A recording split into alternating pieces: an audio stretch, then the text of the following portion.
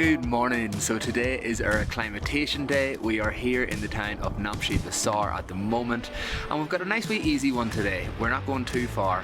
The acclimatation day is really important for us to get our bodies adjusted basically to being at such a high altitude, and without doing this it's really high possibility that you get altitude sickness and it could just completely ruin your trip and you could end up having to go back to the city and just cancel everything. So yeah, pretty important day, but we're not actually going to be doing too much at all. We're going to be going for a short wee kind of 2-hour trek to the Everest View Hotel, where we're going to get our first like proper look at Mount Everest itself. So we're really looking forward to that, and then maybe later on do a bit of exploring around the town here. So let's get going. Woo!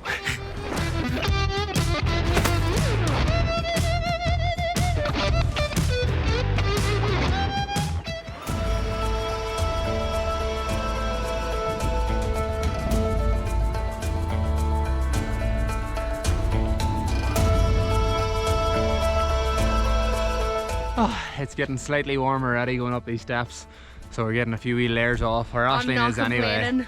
Yeah, we were nicely wrapped up this morning when we left our tea house because it was chilly.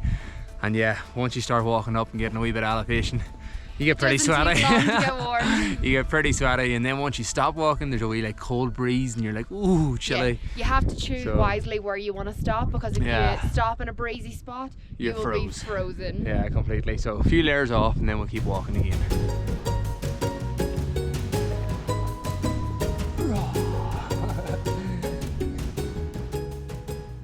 I feel like this is a good time to also let you know that me and Aisling done 0 training for this track.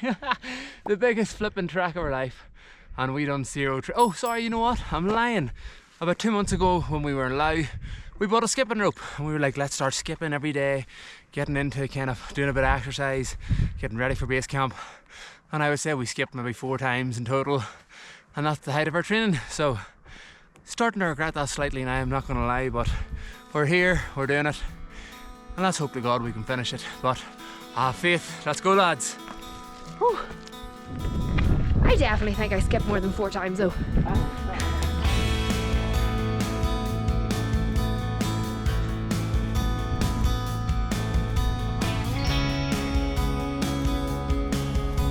Hello, Mr. Yak. Oh, they've got a real humpback on them. So it is day 3, and we have finally found and seen our very first yak here in the mountains. And a yak's basically like it's kind of similar to a cow, isn't it really?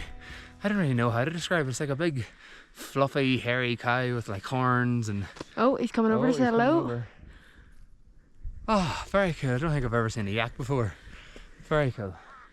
Where is he going? They use them up here in the mountains for like transport and stuff, like supplies and different like products for building and stuff. A bit similar to a donkey. I think they use them in the same way. But yeah, they're quite cuddly looking, I'm not gonna lie. Or someone gets them baby.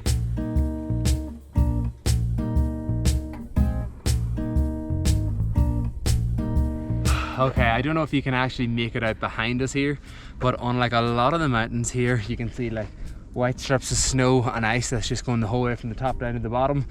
And basically during the summer season here, that's all like big waterfalls and just streams of water flooding down the sides of the mountain.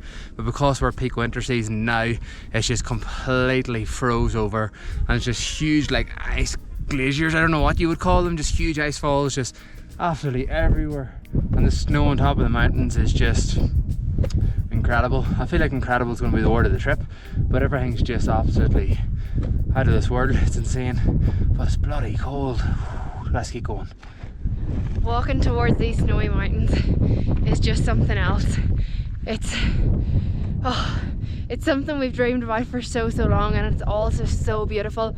But then behind us we've got the valley that we've walked through this past few days, and no matter where you look, it's just absolutely stunning.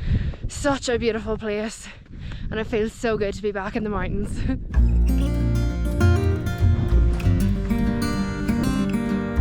And then you see the top of the wall is called Everest. Just you see in the top, which you don't see from bottom. See, there is a lot of snow. It's Iceland peak. Iceland peak. Iceland peak, 6,000.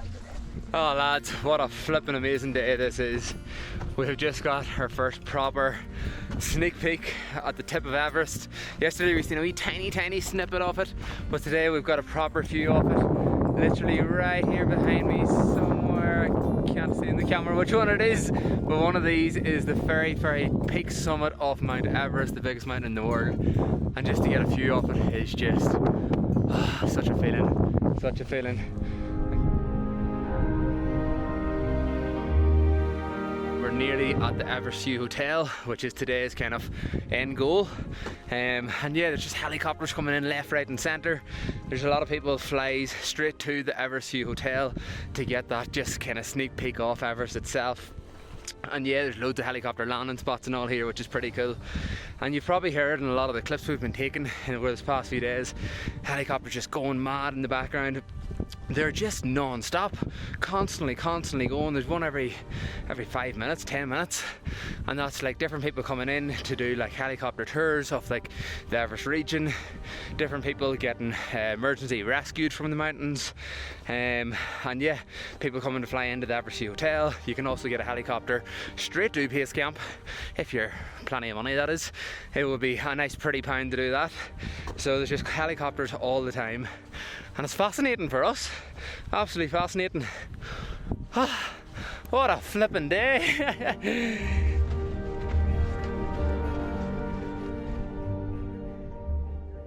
Look at that bad boy. Oh, not just one, there's two. Holy Moses, look at that. Wow.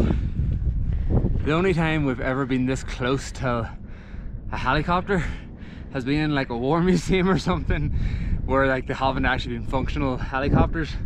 I've never been this close to like an actual helicopter that's in use. And they're very modern looking, aren't they? Let's go for a closer inspection.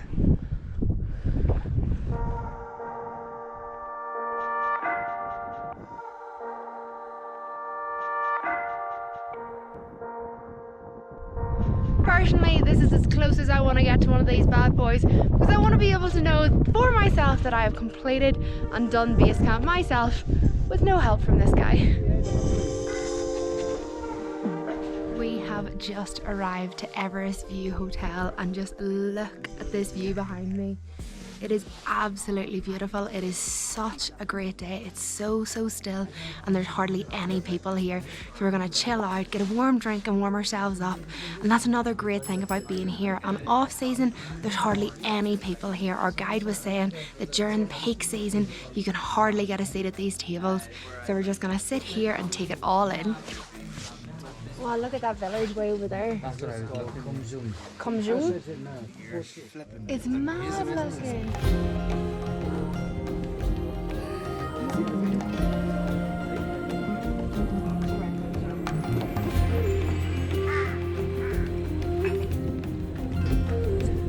We have just left the Everest View Hotel. The views there were absolutely amazing, and just sitting and watching out over Everest and all the other peaks that we could see was just next level, to be honest. The hotel sits at 3,880 meters above sea level, which is now our new all-time high. We have never been to that height until right now. We have been, our highest peak has been Mount Rinjani, which is an active volcano that we climbed back in Indonesia a few months ago. It's 3,724 meters above sea level as far as I can remember, and holy ghost, it was an experience that it was difficult, but by God it was well worth it. We'll actually link the videos to it up here. If you're interested, you can go and check it out, because it was just incredible as well. But yeah, the Everest View Hotel there, stunning, so nice. But we're making our way back down now, back to the town of Namche, where we're going to be staying tonight again. And it's only like 11 AM, and it's going to be downhill from here for the rest of the day. So it's been a nice easy one with absolutely outstanding views, and we are just having the time of our lives, I'll tell you that. Yes.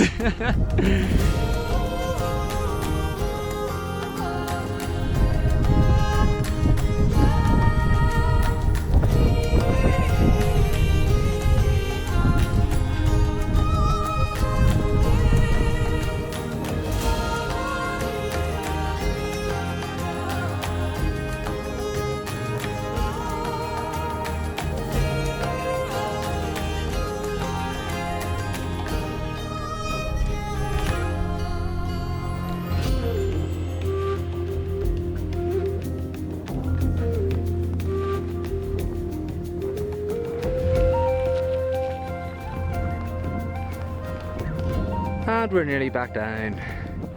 Go on, Aisling. Woo! You can do it.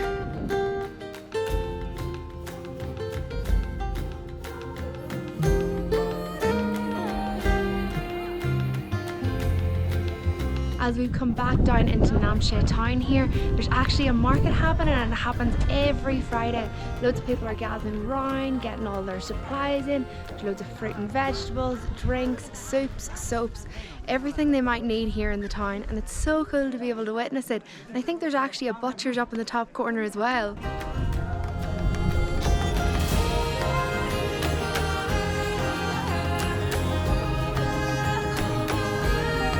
So that market was lovely to just walk around, but we have now made our way back to our tea house here, and I thought this was a good time to show you around the tea house that we're staying in, and just to show you what a tea house looks like here in the Himalayas. And they're all pretty similar. This is the common area, this is where you'll eat your food, hang out in the evening times. A lot of the time they'll have like a wee stove fire or some heaters here behind me. And yeah, they're really good. They have a really good menu, loads of food on offer. You can even get desserts here, which is great. Loads of hot drinks as well. So we're gonna go upstairs now and just show you quickly around the room so you can get an idea of what they look like as well. So excuse the mess, but this is our private double room that has been organised for us by Himalayan Spirit Adventures, our trekking company. If you're looking to do any treks in Nepal, make sure to check them out in the link below. We have got a private double for the whole time we're doing the trek. There are other options available as well. If you're looking to do a dorm, you can also get that, but a pretty standard room is 2 single beds, and they are so comfortable. And now that I've made my way up here, I think I might go for a bit of a nap because we have a really big day ahead of us. So I will see you tomorrow.